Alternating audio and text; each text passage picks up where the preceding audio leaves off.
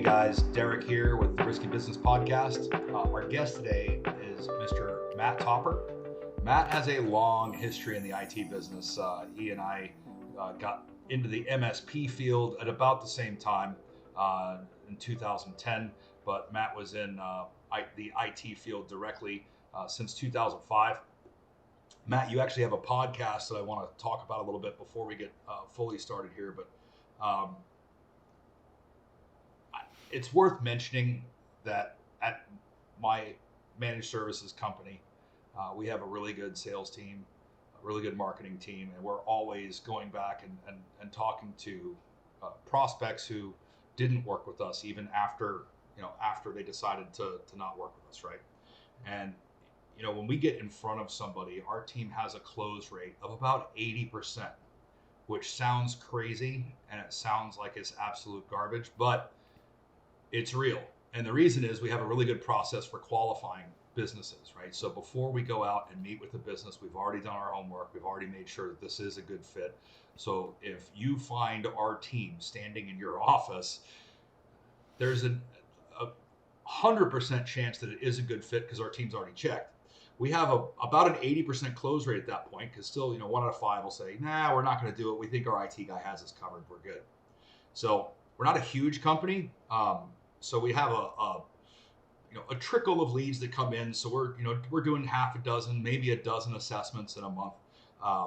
But in the last 3 months, we've maintained our 80% close rate, right? So we've had maybe 5 or 6 people tell us, no, we don't want to do an assessment. That's how we start off all of our relationships, knowing what your risk posture is, knowing where you are, and knowing what your risk posture is, knowing where you are. And in that last 3 months, this first quarter, we've had maybe 5 or 6 people just say, we're not going to do it right now. We think we're good. 2 of those people have contacted us this week, one on Monday and one on Wednesday. And both of them are owned. And what I mean by owned is they have been hacked and extorted to the point where both of them actually have completely lost control of their Microsoft 365 accounts. That's all of their emails. That's everything. And one of them is experiencing extortion, where basically the hacker has obtained information about the owner of the company and is threatening to send out that information to all their clients. And the information is accurate. It's true. It is what it is. And they're basically holding a gun to his head. The other is a cyber insurance agent. This guy is an expert on all things cyber insurance, and we did our best to educate them on what we should be doing. Hey, I know you think you have all this covered, but you really need to have a second opinion. We welcome any second opinions to come into any of our clients. We welcome any of our clients to do a cybersecurity risk assessment at any time, even if it's not us conducting it.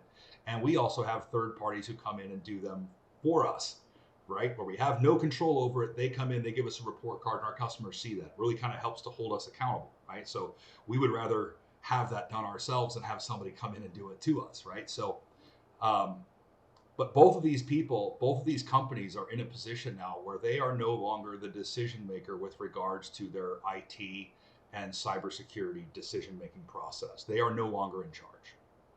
And their business, their list of customers is now owned by a cyber criminal, which essentially means their business is owned by a cyber criminal. So this is a really low rate of people who say they don't want to do a risk assessment, and a really high rate of people who think they have it together, who call us and then they're begging us for help, and they're throwing themselves on the altar, begging for help and begging for mercy. And it's like, there's really not much to do after the fact. Like, prepare yourself to have all of your customers get this information about you. Prepare yourself to not get this money back in your bank account. Prepare yourself for the worst case scenario. In this scenario, you're probably not going to be covered by your insurance. So this is one of those things where we are working, and that's part of what this podcast is. Yesterday I had a meeting with a private equity firm that's got 500 seats. They're all over the country. We're doing a risk assessment for them. Last week we had a meeting with a medical company. They've got 13 locations, 400 employees. We're doing a risk assessment for them. Um, Earlier this week, we're working with a medical company that does. I won't say too much about it because it'll give away exactly who they are if I tell you what they do. But they're the largest in the world, and we're doing a risk assessment for them. But today, I'm going to a trailer park where it's a 55 and older community, and we're getting up and talking for a half hour about how these people can help prevent being hacked, because the people that are on that end of this are the people that are getting hurt, right? So I don't care who will listen. I will talk to them. I don't care if they have a job, they don't have a job, if they're, old, young, rich, poor, it doesn't matter. Our job at this point is to educate people and get the word out as fast as possible. And that's why I really thank you, Matt, for being here today to talk about some of the technical side and really how this affects business owners, because sometimes people need to hear it from more than one person. And I think this is a really valid way of doing that. So I applaud you for taking time out of your busy schedule to do this. I thank you so much for coming on with us. So talk a little bit about your podcast and what your goals are, who your audience is, and what it's going to be about. Yeah. So first, thanks for having me on. I love making these connections and having the opportunity to speak with people and talk about important security topics. So at ConnectWise, our podcast is called Resilience Rocket, and only partially because the domain name was available when we started thinking of podcast names. The goal is to think of security in the context of business resilience. The idea that your business continues to operate tomorrow the way it was working today. That's the ultimate goal when it comes to security.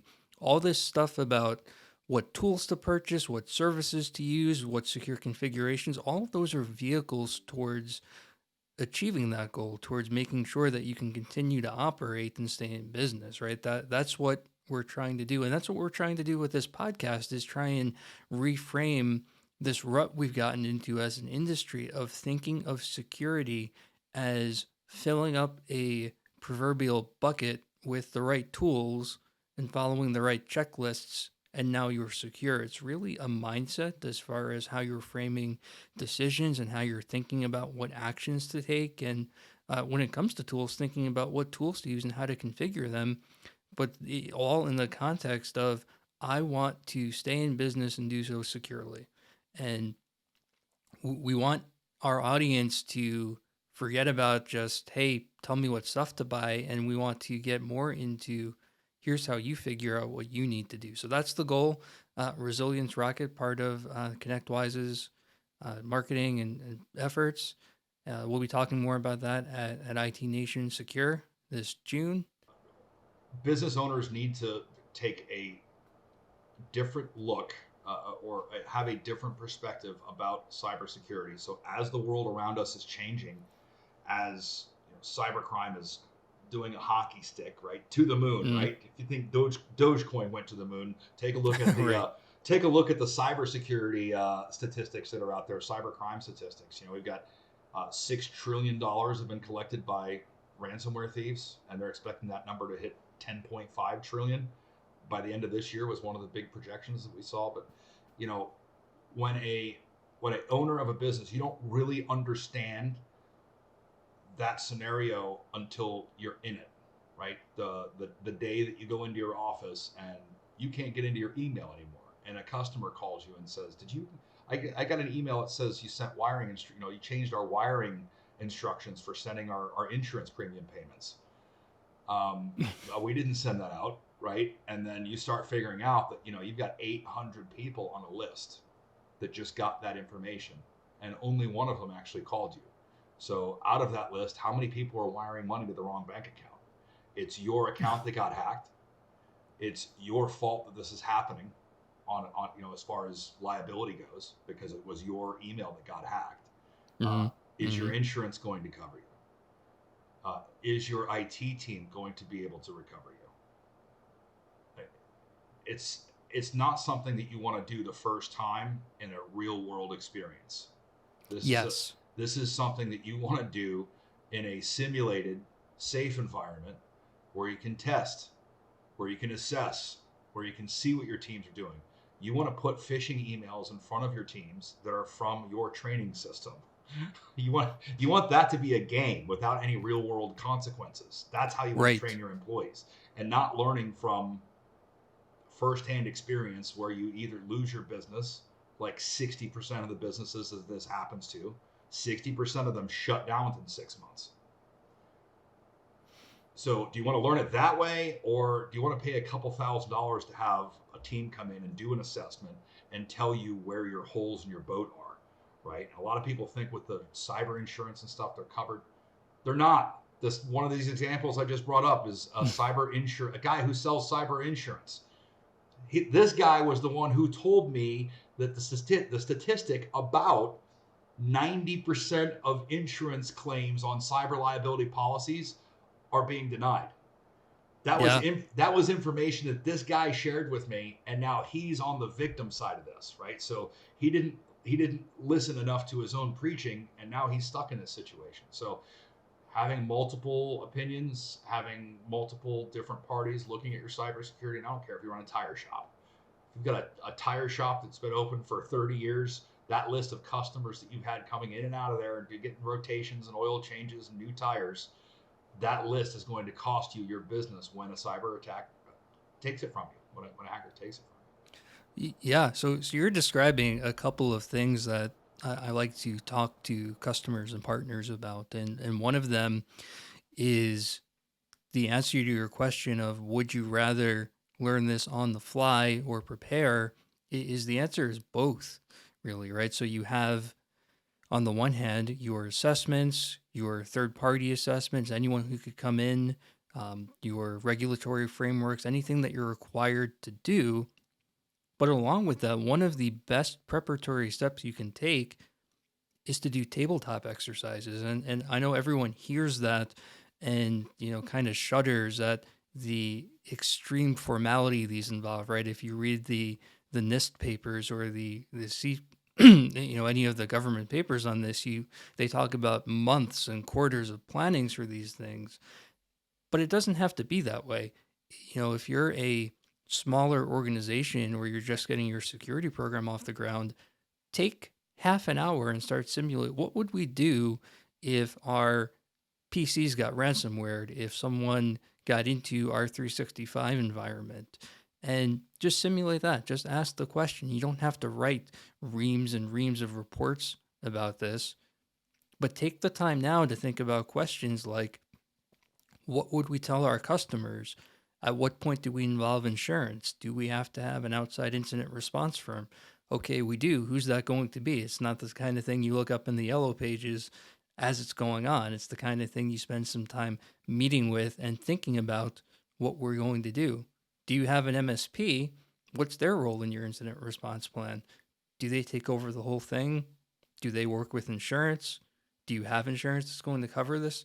Have all of those kinds of discussions beforehand when it's okay to fail.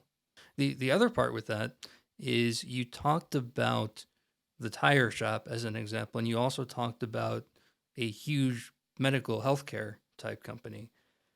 And the reality is that those organizations have different risk profiles and different things that are risky to them. And so when you're thinking the context of risk as a business owner, remember that there's always risk doesn't exist in a vacuum.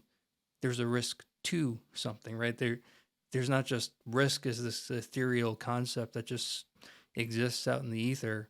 It's a risk to what are my most secure assets or my most critical assets. Not everything is the same. So if you're, just take an example, your internal payroll system, you might decide that that's a lot less important than your patient information if you're a hospital, right? Or if you're a tire shop, you might not care at all if your HR, I mean, you probably do, but you might care less about your HR system getting breached than your customer records. And the point of doing that is that not everything can be protected with the same level of resources. There's only so much security budget to go around.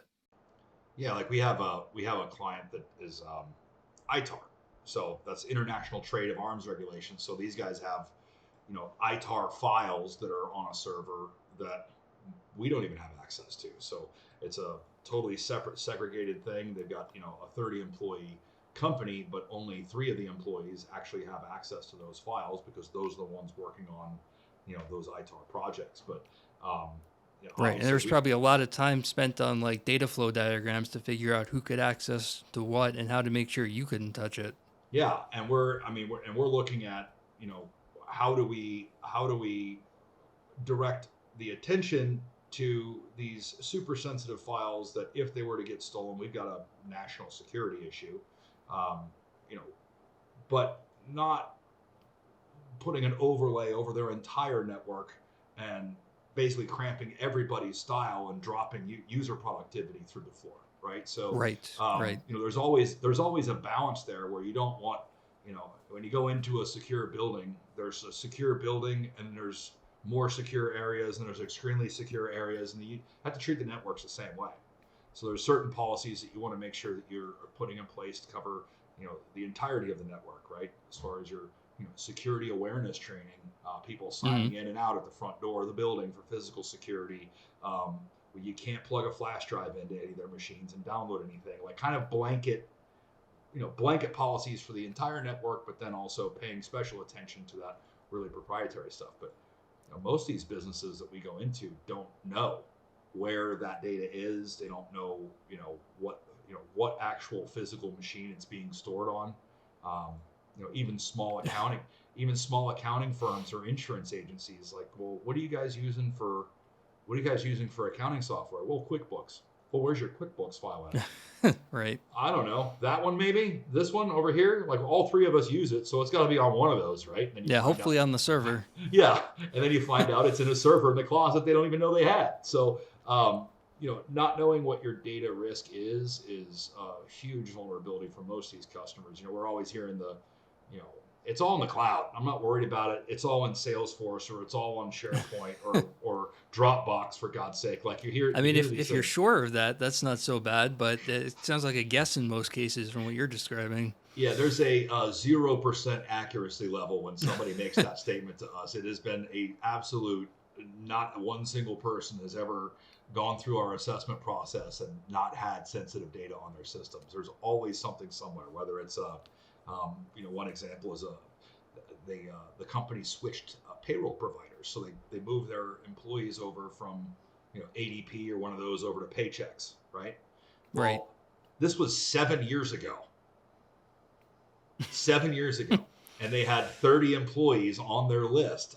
They put together a nice little spreadsheet out of one payroll system, and then they sent that spreadsheet over to the new payroll system, and it was sitting in the vice president of operations downloads folder on her laptop from 7 years ago, and she had completely forgotten about it, right? So, and half those employees weren't even there anymore, but they still had home address, account number, a Right. routing number, license, the driver's license, social security, like everything was in there. And I said, all you need is to go on social media, find out who this person's mother is, look up her maiden name on Facebook, and you own them. Like lock, stock, and barrel. You could own those people, right? You Um, raised such a good point. It's no coincidence that control number one in CIS is know your assets. And know your assets doesn't just mean here's a list of serial numbers, it means know your data and where it is. And I think that part is not always remembered or thought about as seriously when you think about asset management. It's also data management. You know, you can't protect what you don't know is there. That's literally the first step and probably the most important step as far as this kind of implement. We're thinking about risks, and we just said risk to what? Well, if the answer is risk to I don't know, that's not a good start. Um, really understand what you have and where it is, and that's one of the most difficult. It shouldn't be, but often is. I've been in the same position as you where I've walked into an environment and the answer to what's the most critical data is one of two things. Either we don't know or the equally unhelpful everything. And, it really takes some effort to think about what truly matters. And is it the stuff in the cloud? Is it the stuff on the local server? Is it hopefully not the stuff on somebody's desktop? Or we've had instances where it turned out the most critical machine in the entire company was the ops manager's desktop because it had the magic Excel sheet with the macro in it that the whole company ran on. Eh, Um, and the reality is, even though that's not a good thing, if you're doing a risk assessment, then you need to treat that desktop as a critical asset. Just it's that simple. Yeah, and people have their proprietary ways of doing things, and this gets into the shadow IT area, right? So you Yeah. have when you're talking to a business owner and you're discussing shadow IT, like this is what you need to look at. You need to do data analysis, and a lot of the data analysis is going out and finding what's on those systems. So you got this operations manager who's got a spreadsheet on his desktop with the macro that's operating the entire company. So we need to do a little bit more as far as protecting that machine and backing it up. Number one. Number two, let's maybe move that spreadsheet to a different spot. And number three is, should we really have the whole company running on a macro and an Excel spreadsheet in the first place, right? So there's like Right. layers to it Right. where you want to take care of the things that are a real problem and then move them closer to a better risk posture, right? But the data Yeah. analysis always ends up exposing something where the shadow IT is Susie at the front desk is your most loyal and long term employee, and without her, your business is screwed, right? And Susie is your best employer, most loyal person, and she gets it done, right? She's the person in the office that gets it done. Susie is usually your biggest risk. Like she's usually your weakest link in the chain because Susie's doing more than anybody else in the office. She's flying through emails faster. She's getting more emails than a lot of other people. She's got more attachments to look at and click on. She's getting, a larger amount of important communications that somebody could target her for.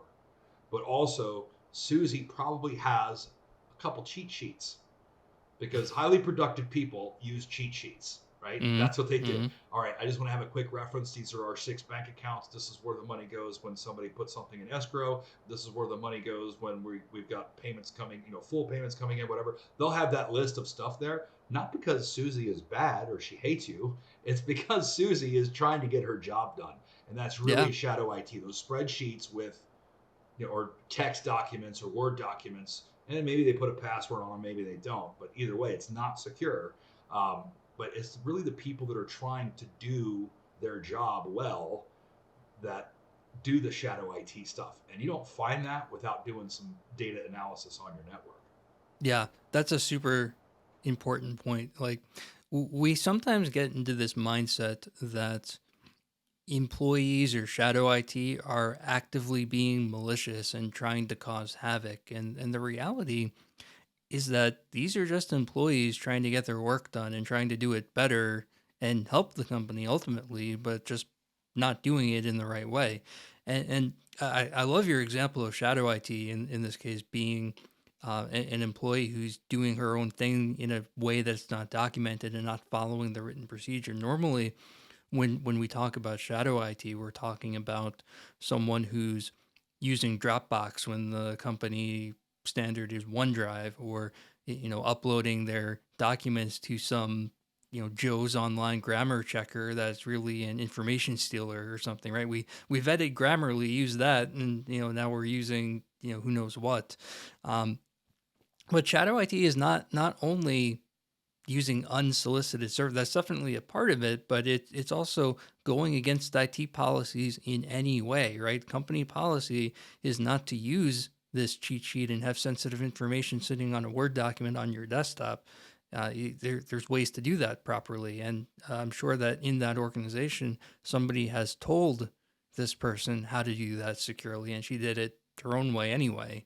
Um, I mean, often there's no, WISP. We send out a WISP package. We call it the WISP Essentials, right? We update it every month and make sure that everything is solid. It's got the basic stuff: employee onboarding, employee offboarding, your written information security program, right? So we have that Essentials pack ready to go as soon as we start the onboarding process with the new client. They get that. Fill this out, let us know what needs to change. These are the policies that we're going by, unless you say otherwise. And mhm. there's your WISP, right? We've updated with your name. There it is. And sometimes they go, oh, well, we already have these policies over here. Like, cool, great. Let's let's shuffle them into the deck and make sure everything is good. But a lot of these companies, we just assume when we walk in the door, if they've got less than 500 employees, they are probably not working on things like written information security policies in a lot of ways, Yeah. unless they're regulated by the SEC or FTC or something like that. Um, I haven't seen a lot of businesses who we walk in and say, "Hey, can we see your cybersecurity policies or your IT policies?" And most of the time, the answer is, "What?" And even then, it's probably, they pulled the templates down from some site where it says, put your company name here and here's your policy. And it's not really uh, customized or really thought about with what you're trying to protect in mind. It's just, well, our regulation says we have to have a policy. So here one is, it says Acme Corp on it, and we're good to go. And then employees read these things or skim them, might be a generous way of putting it. They kind of go through it, click the box, and then promptly forget about everything that they ever read. Um, I'm guilty of this too, right? I write policies all the time, and those ones I kind of remember. But if I didn't write it myself, there's a 50-50 shot I'll remember it. And so this leads to there's a point to this, and what I like to say is that it's our job as practitioners to make doing the right thing the easy way, right? That the path of least resistance should be to do things the right and secure way. And so in what we just talked about, our shadow IT example with the stereotypical grammar checker rogue website, it's on us to make sure that Grammarly is the only grammar checker website you can access as an employee, right? Remove any ability or temptation to do things the wrong way as much as possible, or a Firefox or Chrome extension that's a adware, one of those shopping assistant things that you see on probably half the employees' computers around. It's not too hard to manage stuff like that via policy, and combined with continuing to preach about secure practices and doing things the right way and raising awareness, just make it easy for them to do what they need to do and hard for them to not do the right thing. Easier said than done at times, but I think that mindset and framing it that way makes our job more effective as a goal, right? It's kind of one of those unattainable goals, right? We can't make our systems completely safe for our employees, but if we go into security decisions thinking that it's our job to do that and get as close as we can, we do make it easier and better. Yeah, and to your point, making it a path of least resistance. We use a password vault, Keeper Security. Mm-hmm. Keeper is great. We love it. There's a lot of competitors out there. There's a lot of different options for that. We're tool agnostic, generally speaking, but Keeper is just the one that we use now because right now we feel they're the best, right? And we did skip over because LastPass was in the running when we were selecting our tools on the last go round. So luckily for us, the hackers went after LastPass instead of going after Keeper on this last go round. So, but Keeper is one of those tools where it's on my screen right now. Like you've got the web extensions, you've got the vault logged in, and I had a conversation with a headmaster of a school yesterday, and she said, I really hate this Keeper thing. Right? We've been onboarding them for a few weeks, and she's like, this Keeper thing drives me crazy. And I said, well, what you need is to get on the phone with our help desk, tell them that you hate Keeper. I said the solution to that problem is more training, because Keeper should not be your password vault. Just insert password vault here. Should not be a burden to you. Yes. What that should be is your memory bank for all your passwords. We have to use 12 character passwords, 16 character passwords. There's all these requirements for them. This is really a pain in the butt. Like, this is a nightmare. I don't even know my passwords. I don't type my passwords in. I use my Keeper password vault. It's on my phone. It's on my computer. It's, we've got all of our multi-factor authentication set up for it. Obviously, we've got, another app that we use for that also. So we've got these layers of security for Keeper. But once I log into my machine to get started, I open up Keeper, and there's all your links for everything. So there's no need to even have bookmarks in any of your web browsers anymore, because you can literally launch your applications, you can launch your websites, you can launch whatever your cloud applications are right from Keeper. So And I've had people tell me over and over again, like, hey, listen, I really hate this program. I really don't like it. But then you spend 20 minutes with them showing them the proper way to use it, and then suddenly they're a big fan. And that's our job. We've got to make sure that that our end users. So that's our job. Exactly. We've got to make sure that these end users know how to use the tools. Otherwise, they're useless. So our onboarding process when a customer hires a new employee, part of that process is end user training. Like they're one on one with our team, getting them up to date on the policies, procedures. At that point, we do our own training, treat them just like we're an IT department for their company, right? Right? It's amazing. And password managers are a perfect example of what we were just talking about with making the easy thing or making the right thing the easy thing. In that you roll out the password manager, you roll out the Keeper browser extension or the Keeper desktop app, whichever they're using, and then you turn off the ability to save passwords in Firefox and Edge and Chrome and all the browsers. And wipe out the old ones. And wipe out the old ones. Get rid of all that. Yeah. Right, remove the temptation to hit yes on that password, save password dialog box that comes up, and doing things like that is kind of what I mean by making things the easy thing the right thing, or the right thing the easy thing.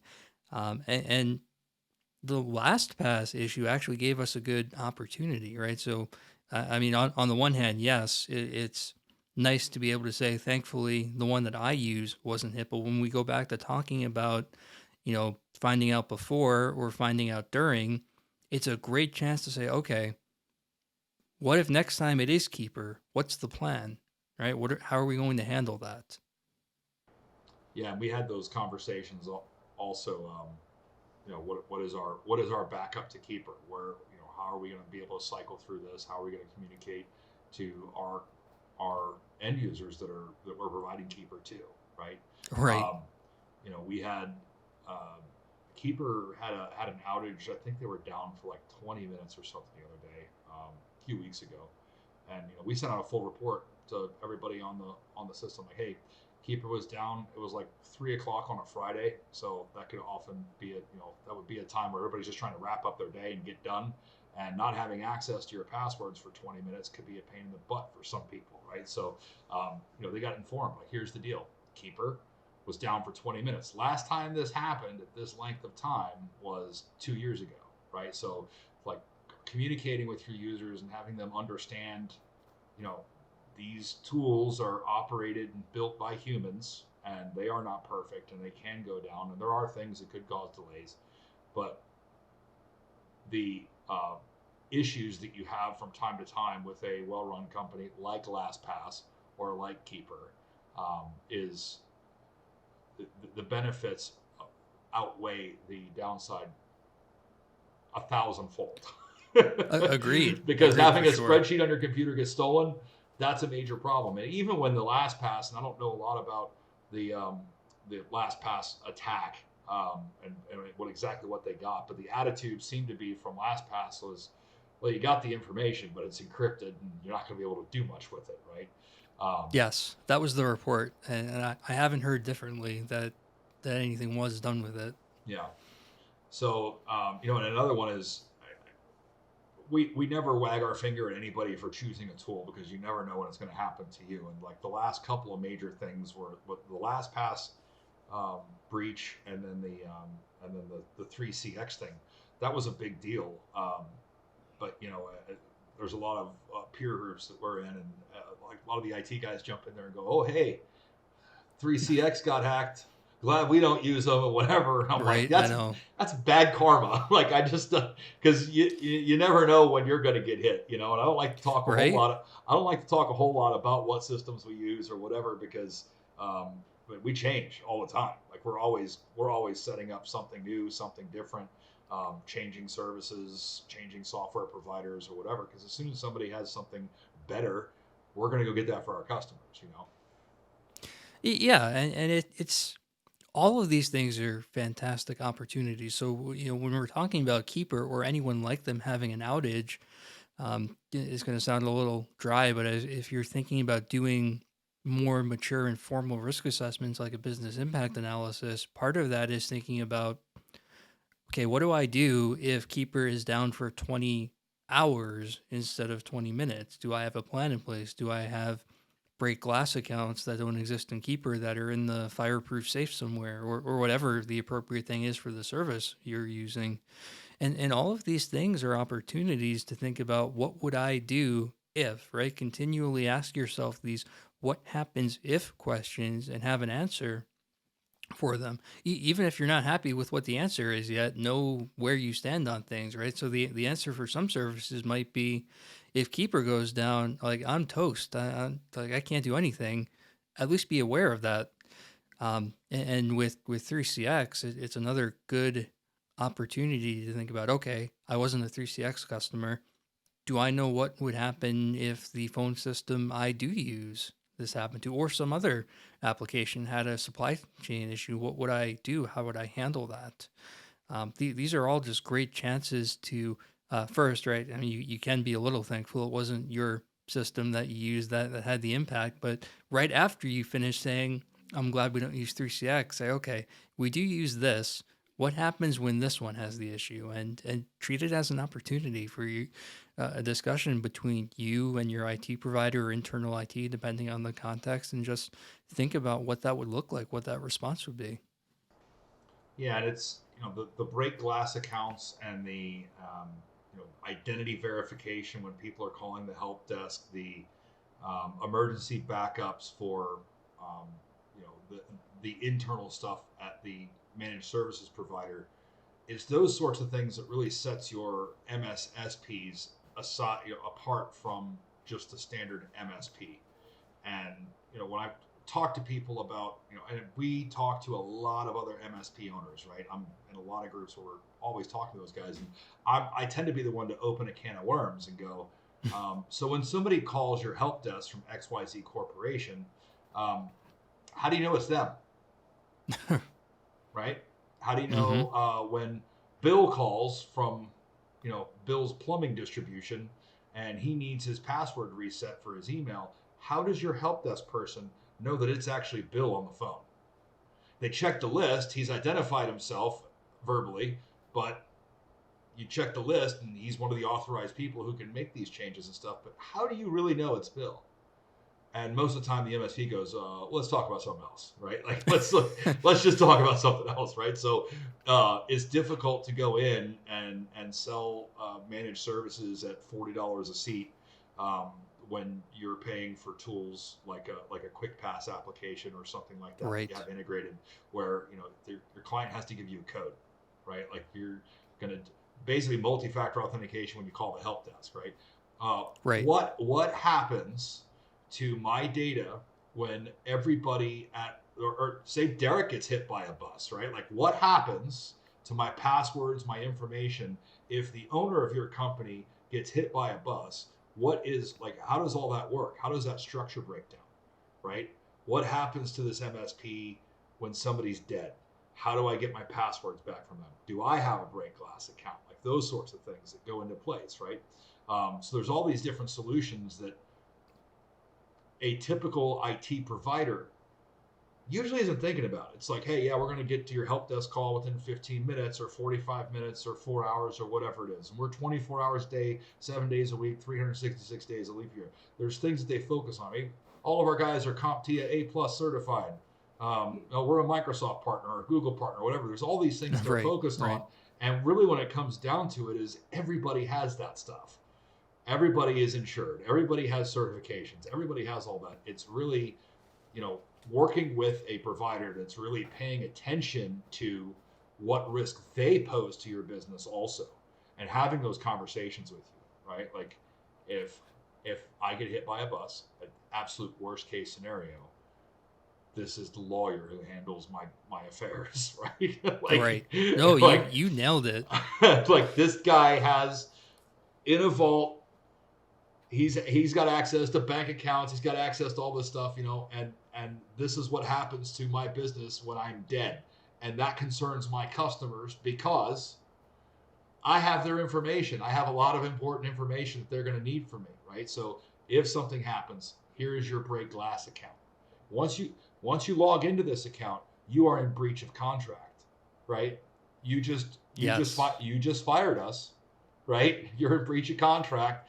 You might even owe us money for logging into that account and canceling your contract early. So do not use this unless someone is dead, right? But No, you totally nailed it. if you haven't had that conversation with your IT professional, it's something you should have, because we go into situations where we are cleaning up messes after somebody has been hit by a bus, and Right? it's You're trying to break into the client to get their stuff back. yeah, and it happens all the time. I've got one of our longtime clients when we were first starting up. I had gone in and talked to him about their IT stuff and say, listen, our guy is great. He's a great customer of ours. We got a long-term relationship, and everything is good. And I said, well, second opinion is always good. It's always good to have someone in your back pocket. And it was 3 months later, and the poor gentleman had a heart attack and passed away. And I was like, this is not how I like getting customers. That's not what I meant to happen, right? But Right, but right. but the point is that they didn't have any passwords, they didn't have any access to anything, and that you bringing up the break glass thing is I'm glad you brought it up, because this is a serious issue.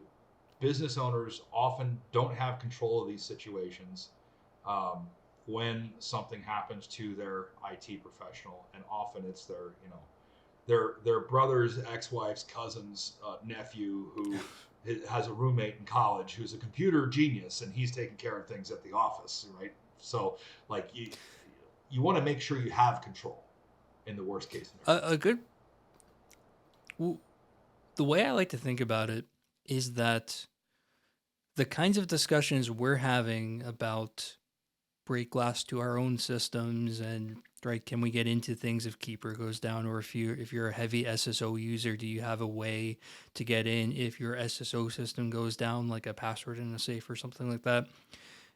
Encourage your clients to have those conversations about you. And I recognize it's a scary thing if it's an organization that's not used to thinking that way.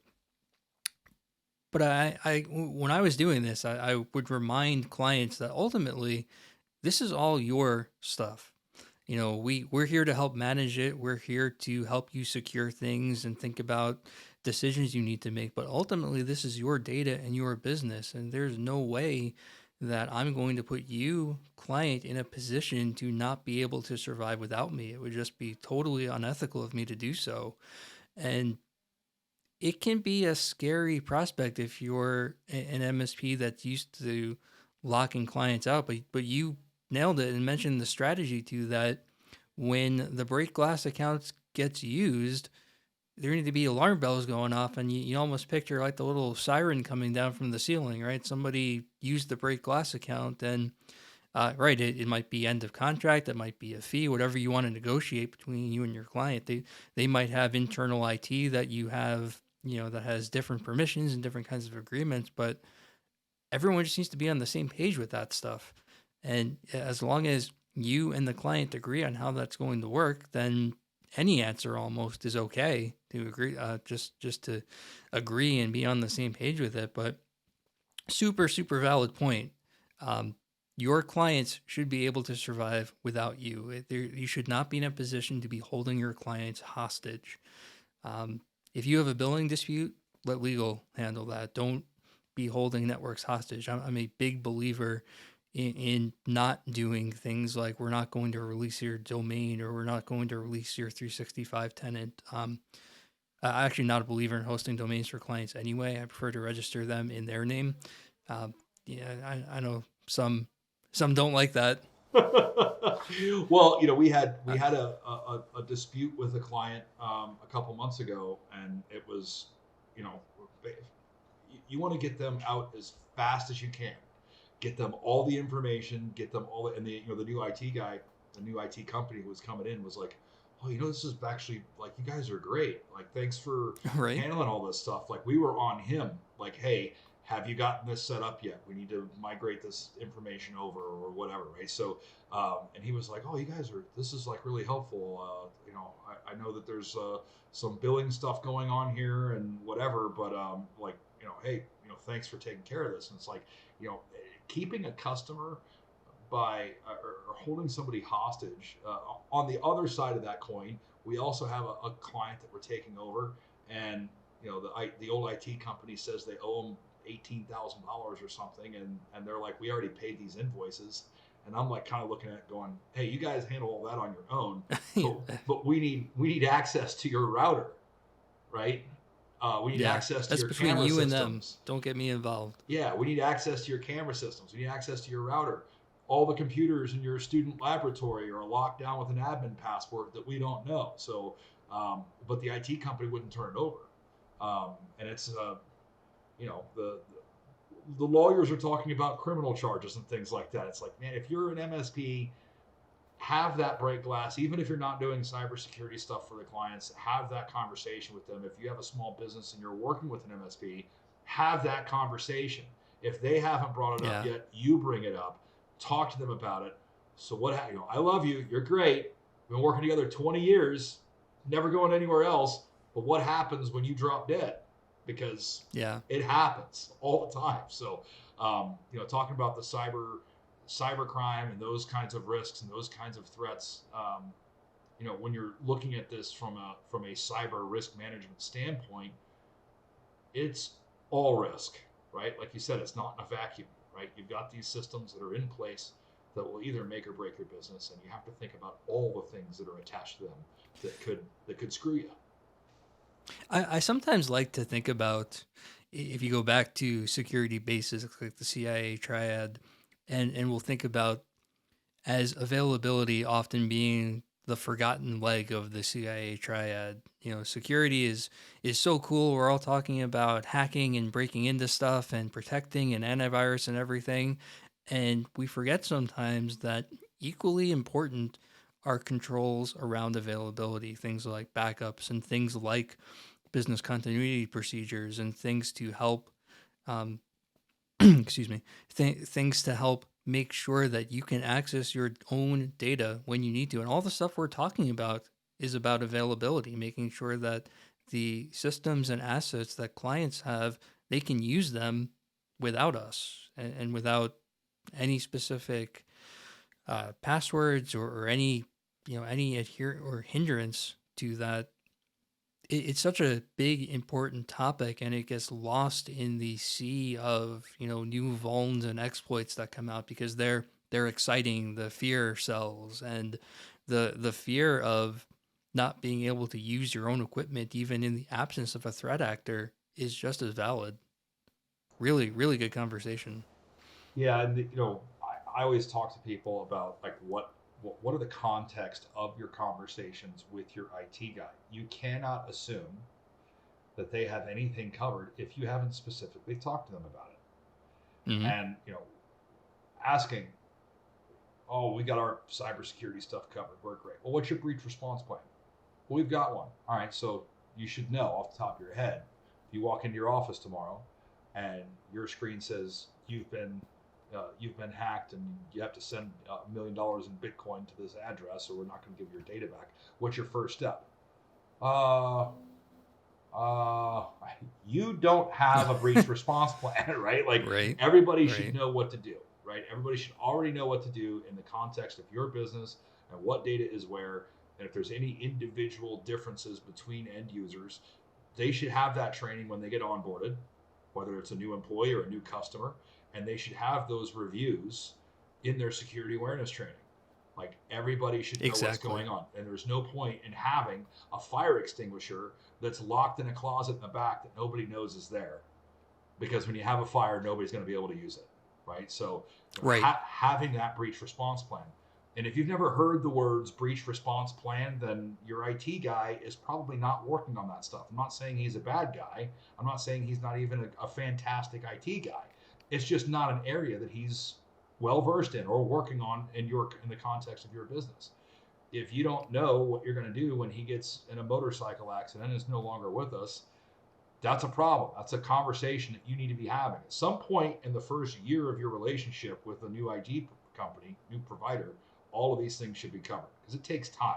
Right. You don't want to lock a CEO in an office and talk to him for 3 or 4 days about all the bad things that are going to happen to their business. You got to have to do this in phases, right? So, um, Agreed.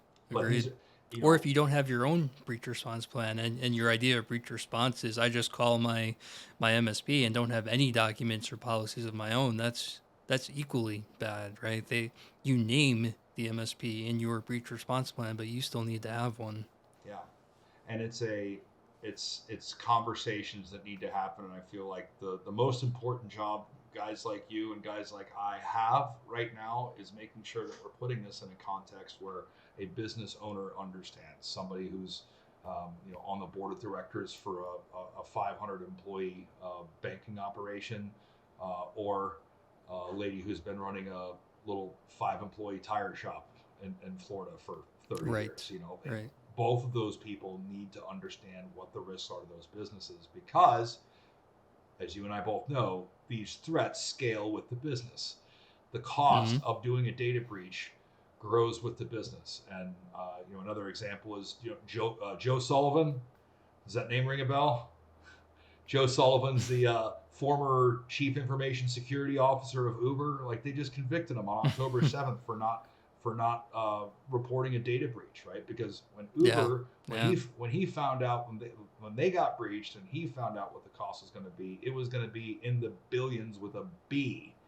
And he said, hey, maybe we'll just sweep this one under the rug, and it'll be interesting to see how much jail time he gets. But the point is, it doesn't matter how big your business is. It doesn't matter how small your business is. It's something that needs to be thought about. These are conversations that need to happen with your IT provider. If you don't have one, get one, and bring it up first. Bring up the cybersecurity first. I had an appointment yesterday with a company. The guy walked in and just started saying, we've got a new startup. We're buying up businesses. We got to make sure all of our T's are crossed and our I's are dotted with compliance, cybersecurity. We've got private equity investment money. We want to make sure it doesn't get stolen. I said, all right, you're speaking our language here. Like, this is what we do. So if your cybersecurity people or your IT people aren't involving you in those conversations, insert Yes. yourself into them. Yeah, agreed. I mean, what we're doing is arming businesses with the questions to ask, and the answers will be different for everyone. The risks are different. The necessary controls, believe it or not, are different. There's not a implement all this stuff and now you're secure list anywhere. I wish there was. Our jobs would be a lot easier. Easier. It just doesn't work that way.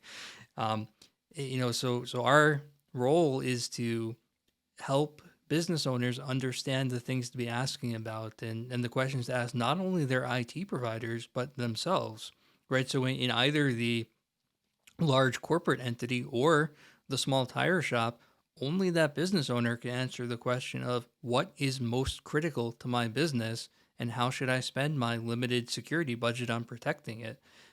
No IT person, internal or MSP, can answer that for them. We can make educated guesses and put an answer out and say, is this yes or no the right path for you?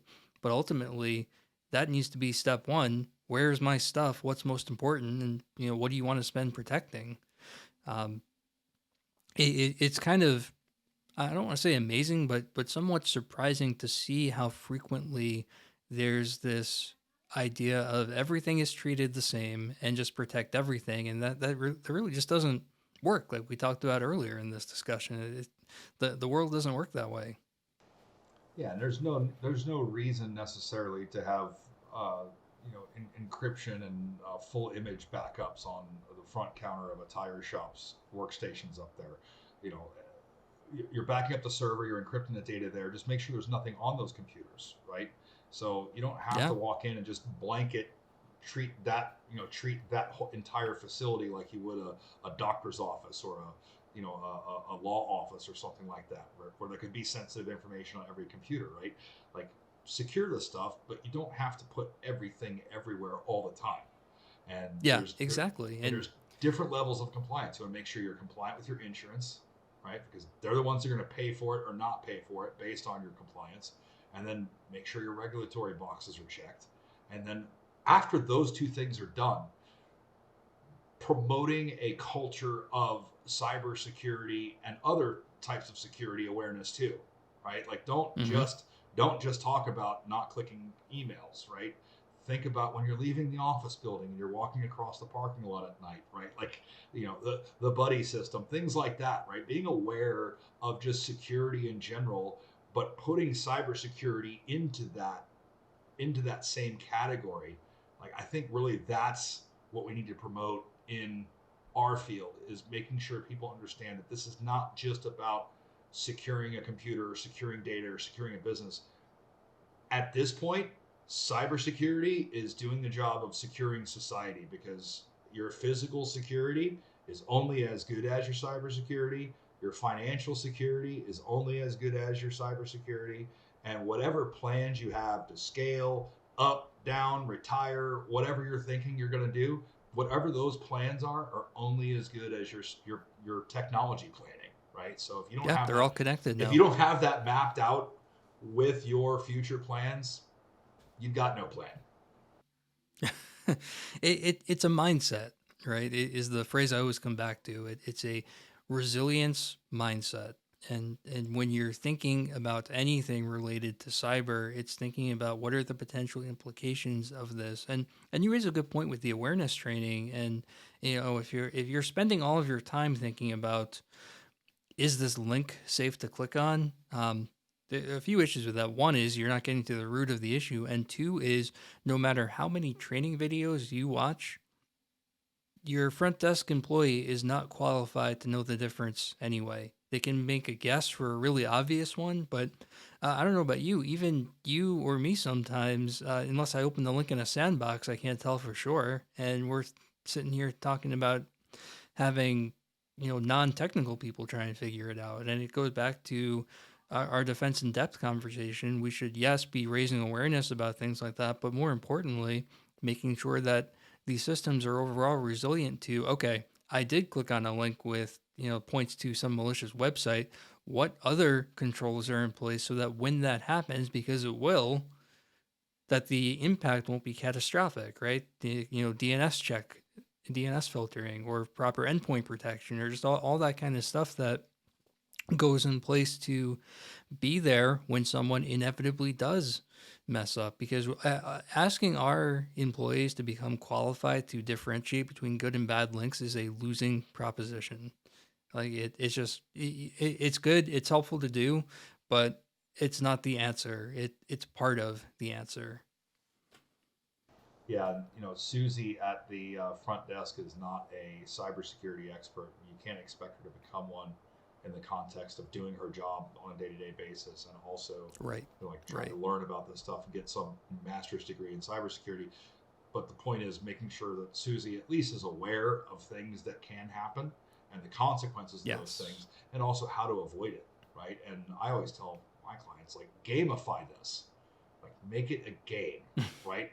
Make something, and we often go in and I'll walk into an office, for a meeting with somebody, and somebody in the office will recognize me from the IT company. Hey, hey, hey, hey! Did you guys send out a phishing email this week? Because I got one and it was suspicious, and I didn't click on it, so I'll get a good score this week, right? So, like, I Right. saw, sometimes I'll say I don't know, I don't know if we did one this week or not, or you know yeah, we did send one, but just good job, pay attention to it. But we're constantly scheming with different ways to get people to click on our phishing links.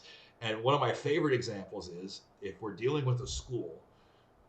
I'm giving away my secret sauce if any of the future school teacher customers are watching this, but we're dealing with a school, and I'll put in, like, hey, Microsoft and Domino's Pizza are teaming up to get your class a free pizza, right? And here's a photo of the Domino's pizza that's right by your school. Here's the picture of the restaurant. You've probably seen it before, right? There's the picture of the Domino's. We're teaming up with Microsoft. Just log in here with your Microsoft account to redeem your $50 gift card or whatever it is, right? And I bet you get a ton of and hits they on do that. it. They do it because they want to get a pizza for their kids, right? But what you want to teach them from that is Microsoft is never going to ask you for this information ever, right? Yes. And when you go and you're talking to somebody, it's not the actual mechanics of that email. It's the information that they're asking for. So understanding, the keys that you're holding here to your email account, we really want you to understand what those gain access to. and understand also why someone else might want that, right? So when you've educated somebody to the point where you guys are using Salesforce, you've got patient care, patient record software, you've got all these different things. I mean, especially if God forbid it's all set up under single sign-on. If somebody gets your email account, they get into all of that. Mm-hmm. So, just kind of building that awareness in and going, I'm not Domino's Pizza. Like, why would they want my Microsoft? No, this is not right. They're asking for the keys to everything in the entire company. I'm not putting this in here, right? So like, Right.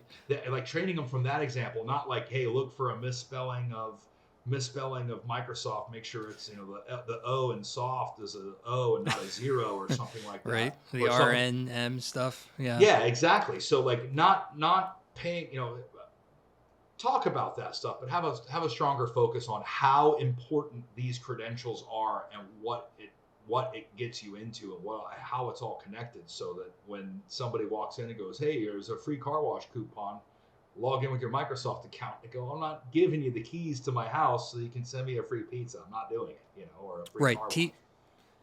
Teach and demonstrate the principles. In your example, we're gamifying it and everyone's getting excited. I found the phishing email, which is awesome, except if they've become so good at identifying your phishing emails that they think, oh, it doesn't look like that one, now it's legit. And so, to your point, explaining and getting everyone into the mindset of, if I click on something and it asks for creds, stop. Then it doesn't matter where it came from. Yeah, nobody's going to ask for your credentials legitimately ever. So, Resilience Rocket starts when? When is your first episode coming out? So we kind of soft released the first episode a week or two, but like every podcast, the first episode was like, if I could go back and delete that from history, I might do it. They're always garbage. We're still doing garbage here, but it's good information. And that's the thing. I said, look, the information is good and valid. The production, yeah, not so good. So we're looking to release episodes roughly weekly going forward. I'll probably post the next one tomorrow, and mostly audio content. I'll be doing some video type content, but you can find it on Spotify, Apple, and occasionally I'll post a LinkedIn post as well with it. I've found I'm a huge podcast fan, so I enjoy making the podcast, but I always look for content and conversation. Like I've listened to other podcasts where they're literally in a car driving somewhere, and it's two people that you want to hear talk, and they're recording on an iPhone and they post it as a podcast. And I think it's audio production is good. We're both you're doing this from your house, I'm doing this from my house, but I think it's less important like how crisp and clear the audio is, and it's more important what we're talking about, and we're kind of bringing the horses to the water and then hoping that they drink.